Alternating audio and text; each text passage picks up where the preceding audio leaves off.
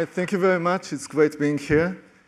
So I'm going to talk about humanoid robotics. I'm going to start with a very simple question.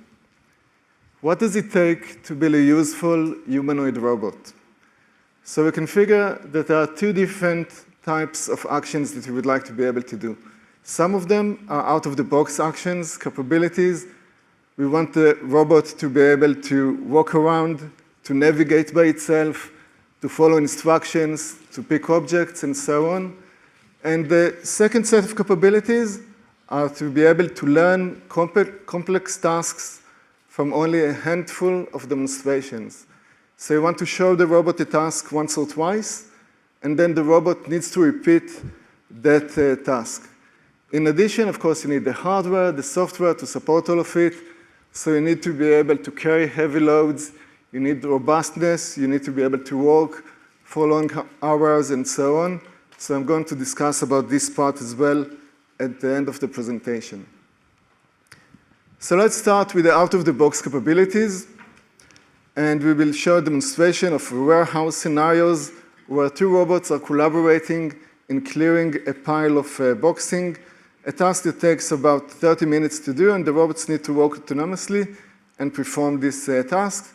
So they need to navigate, they need to pick objects, they need to follow instructions, and carry some heavy payloads, and all of this with continuous operations. So in the video that you're about to watch, you can get a glimpse into the thinking process of the robot.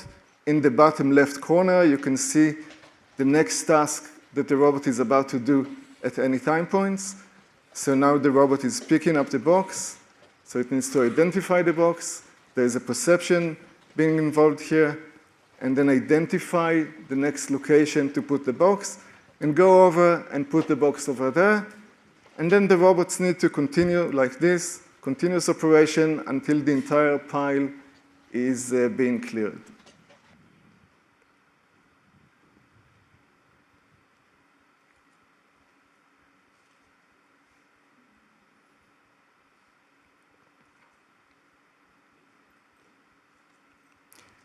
So this was in a warehouse, but let's move to homes. So in a home, the robot comes home, meet your new owner. Once the robot meets the owner, it's up to the owner to teach the robot how the owner likes stuff to be done. So this is why we call the company Mentee Robotics, because we realize that the owner needs to mentor the robot. This can be done in two different ways. One, you can tell the robot what to do. And the second way is by showing the robot the way that you perform the task. Once or twice should be enough, and the robot needs to repeat this. So coming from Mobileye, damage prevention is, of course, very important, and safety is also very important at home. So let's see a small demonstration of this. Hey, Mentee, get me another Coke. As you wish.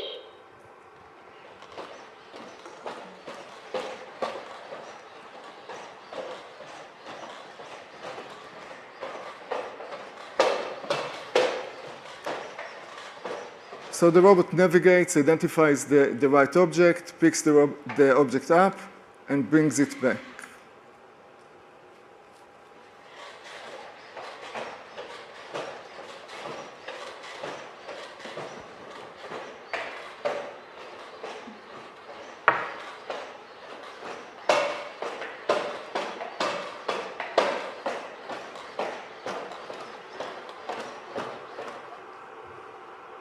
Here's your Coke. Enjoy. Thank you, Mentee. So how can we achieve all of these tasks? Very early on, we realized that in robotics, the sample complexity is too high. You need too many samples if you want to reach a high level of accuracy. So we realized that the best way to do it is to train inside of a simulator and invested a lot in sim-to-real technologies, bridging the gap between simulation and reality. The framework that we have is modular. We can integrate the latest LLMs and VLMs into this system, and we build a system that is suitable for agentic work. The number one challenge is being able to learn new tasks from few demonstrations. So the lady here is performing a task. We watch the task being performed. We want to take it inside of the simulator and being able to repeat this task after 1 or 2 demonstrations. So you can achieve such things with reinforcement learning. So you can use reinforcement learning together with sim-to-real technologies and something that is called reward engineering. Some engineer goes and figures out what's the best rewards for the robot to learn the task, and this works fine. This is an older version of the robot that we had. It's possible to achieve this. The main problem, of course, is that it's a lot of time for the engineers. So instead, we do something that is called curriculum learning. Curriculum learning is when you start with simpler tasks and you make the tasks harder and harder over time. So in this case, the width of the board, the width of the shaft, the number of shafts, all of these determine the difficulty of the task. So you start with a simple task and you make it progressively more difficult over time. So if we are talking about reward engineering, then it takes months for an engineer to come up with a solution for a task. This is way, way too much. If we apply curriculum learning, it still takes days for an engineer. So the goal is to develop an automatic way to train inside of a simulation using reinforcement learning without the intervention of a human engineer. So this is automatic curriculum learning, and the observation here is that it's easy to generate new worlds, but it's much harder to decide which world to generate. So we use agents for this task. There is the teacher agent and the student agent. The teacher agent creates new worlds, make them progressively harder and harder, as long as the student is able to keep up. Once the student is not able to keep up, the teacher comes up with an easier task for the student to learn, and it continues this way. So the goal eventually is to be able to do very quickly, in a few seconds, go from the robot watching a person perform the task to the robot performing the task, learning it inside of a simulator, and then performing it in the real world.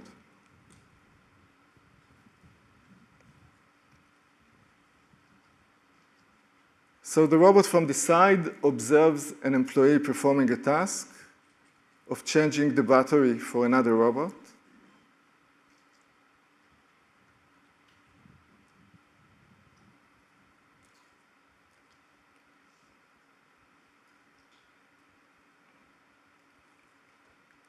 This is the hardest part.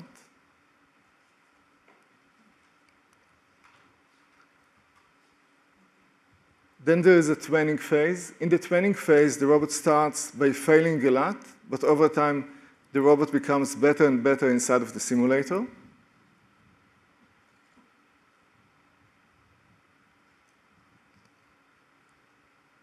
And then the robot performs the task and repeats it.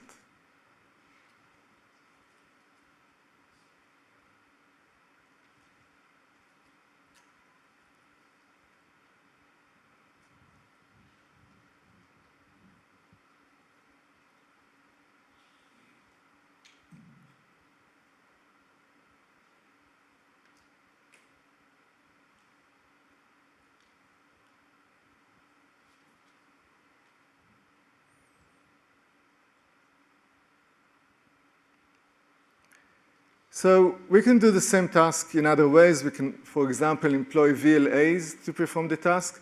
But the problem with this approach is that it's going to require many examples. And then the other problem is that the success rate is not very high.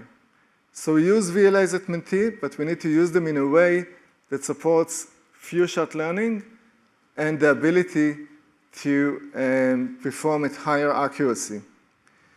So the number one issue to consider is that you don't just need, as in a world model, to see what is going on. You also need to feel the physical world. And this is easy to get in a simulator. It's harder to get it in other alternative means. So at Mentee, we are completely vertically integrated, meaning that we do our own hardware, our own software, everything we build from scratch. Why? Because we believe that this is the best way to create affordable robots that are also very capable.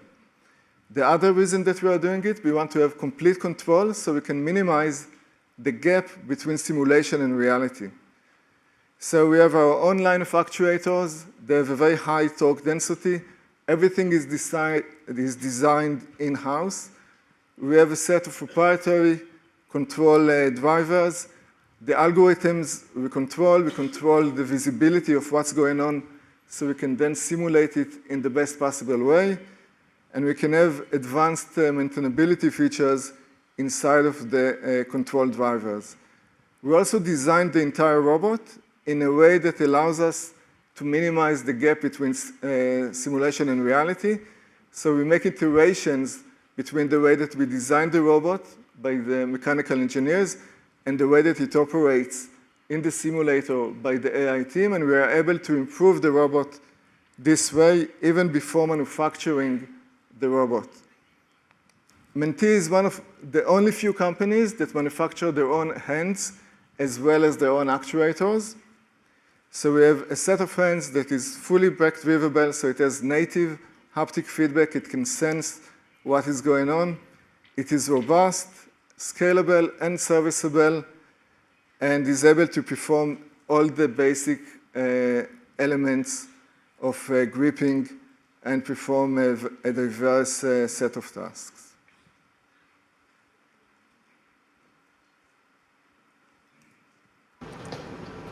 So let me finish with one task. Hey, Mentee, one cortado, please.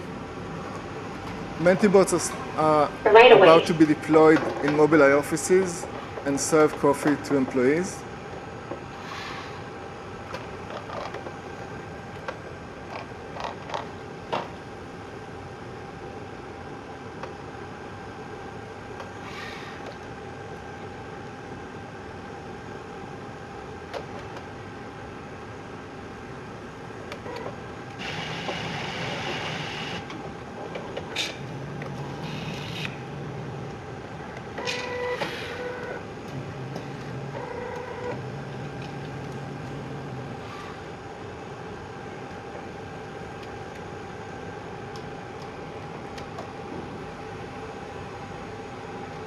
Your cortado, miss. Thank you, Mentee.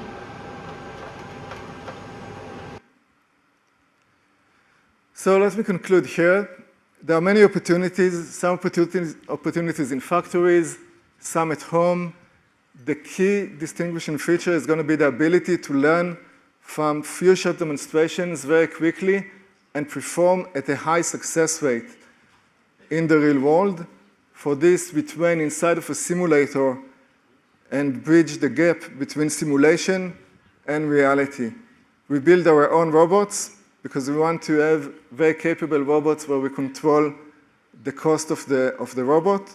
We believe in complete vertical integration. We build all the actuators, all the hands, all the motor drivers. Everything is done inside of Mentee. We believe in robust hands that are serviceable and easy to maintain. And everything that we do is designed to enable sim-to-real transfer. Thank you very much. Lior, thank you.